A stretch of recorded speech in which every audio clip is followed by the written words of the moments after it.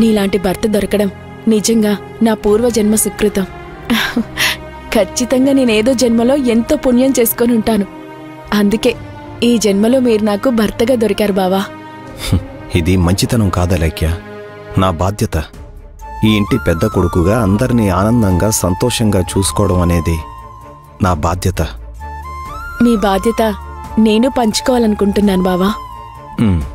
ఇంటి పెద్ద కోడలుగా ఎప్పుడు నీ బాధ్యత ఉండనే ఉంటుంది కదా, ఇప్పుడు కొత్తగా తీసుకోవడం ఏంటి?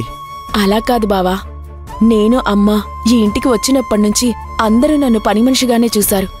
కాని మీరు మాత్రమే నా మనసును చూశారు.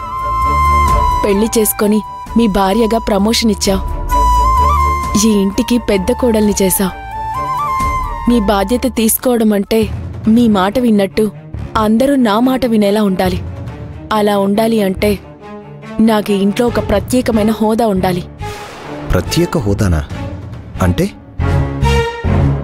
ఈ ఇంటి పెత్తనం పెద్ద కోడలిగా నా చేతిలో ఉండాలి.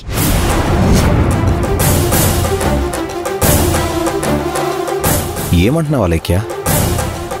ఏంటి బావా, నా చేతికి పెత్తనం ఇస్తే ఏమవుతుంది?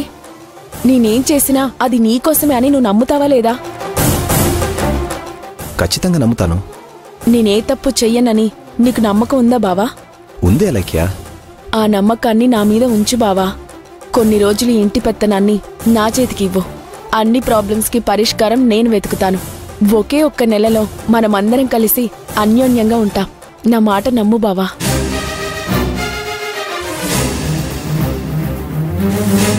సరే బావా, మీకు నమ్మకం లేకపోతే వద్దులే. ఆహా, నమ్మకం లేక కాదు. సరే, ఈ విషయం అందరికీ చెప్తాను. థ్యాంక్ యూ బావా, థ్యాంక్ యూ సో మచ్. కానీ ఈ పని మనిషికి పెత్తనం ఇస్తానంటే అందరూ ఒప్పుకుంటారంటావా?